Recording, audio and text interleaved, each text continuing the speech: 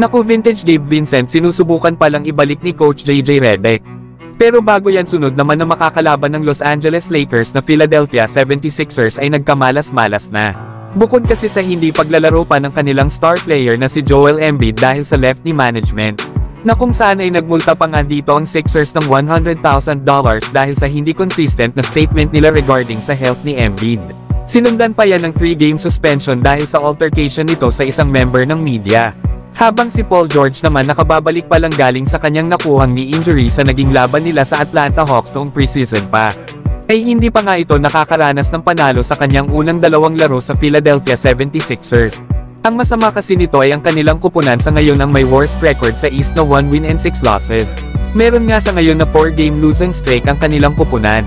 At ang bad news pa matapos kasi ang naging laban nila kahapon sa Los Angeles Clippers, ay meron namang lumabas ngayon na report na mawawala muna si Tyrese Maxey ng nasa 2 weeks dahil sa right hamstring injury. Kaya hindi talaga ito maganda para sa Sixers lalo at si Tyrese Maxey ang namumuna sa kanilang kupunan, na nag-average lang naman ito sa kanilang first 7 games ngayong season ng 27 points per game sa kada 39 minutes of playing time. Nandyan pa naman si Paul George mga idol, kaya ito na yung pagkakataon ni PG-13 para ipakita sa Sixers na kaya niyang buhatin ang Sixers kahit wala ang dalawa pa nilang star player. Lalo at ang sunod pa naman na makakalaban nila ay ang Los Angeles Lakers, na dito ay mahihirapan ang Sixers kapag naglaro na itong si Anthony Davis. Out nga ito kahapon dahil sa kanyang injury sa paa. Kaya tingnan natin mga idol, kung magagawa ba ng Sixers na makuha ang panalo laban sa Lakers kahit wala itong sila Joel Embiid at Tyrese Maxey. Samantalang Coach JJ Redick gustong ibalik ang dating Gabe Vincent na nakita nating naglaro noong 2023 season sa Miami Heat. Alam naman natin na ang taon na yun ang pinaka-best season ni Gabe Vincent. Lalo at yun ang taon kung saan nakarating sila ng NBA Finals at malaki nga ang naging contribution noon ni Gabe Vincent. Ito ay matapos niyang mag-average ng 9 points, 2 rebounds at 2 assists per game, na meron namang 33% sa 3-point area sa loob ng 68 games.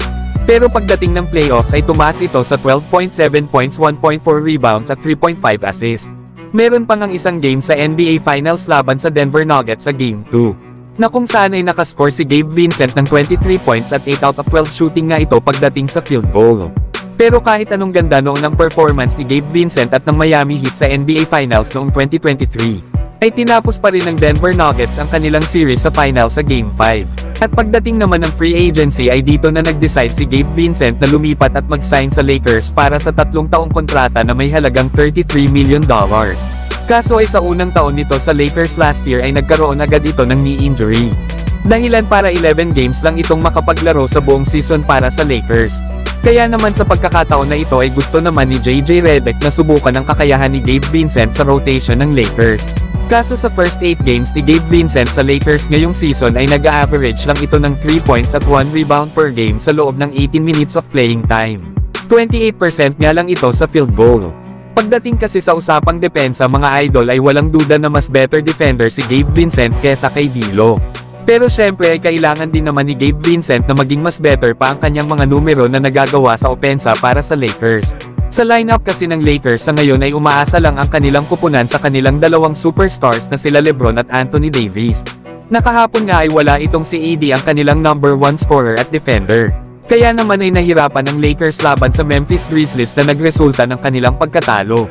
Halos si LeBron lang kasi ang bumuhat sa opensa ng Lakers na merong 39 points. Sinundan naman ito nila Austin Reeves na may 19 points at D'Lo na may 12 points. Habang nagkaroon naman ng 33 total points ang naging contribution mula sa kanilang bench. At high scorer nga sa kanila ay itong si Cam Reddish na may 15 points sa loob ng 26 minutes of playing time. Habang si Gabe Vincent ay meron lang 6 points sa kabila ng kanyang 23 minutes of playing time. Binigyan na nga ito ni Coach JJ Redick kahapon ng pagkakataon para makita ang kaya niyang gawin sa mas mahabang playing time. Pero mukhang wala pa naman masyadong play na nakadesign para kay Gabe Vincent, na nakafocus nga lang ito sa kanilang depensa kaya hindi pa ganun kalaki ang mga numero na nagagawa niya sa loob ng court. Pero baka bukas or sa mga susunod na laro ng Lakers ay mas marami ng 3-point attempts ang gawin ni Gabe Vincent. At maging aggressive na rin ito sa pag-atake sa basket kagaya ng ginagawa niya noon sa Miami Heat. Lalo at possible niya ng paltan si D'Angelo Russell bilang starter kapag nagpatuloy pa rin ito sa kanyang pagiging inconsistent. Pero kayo mga idol, gusto nyo ba na magkaroon ng mas mahabang playing time pa si Gabe Vincent kesa kay D'Angelo Russell?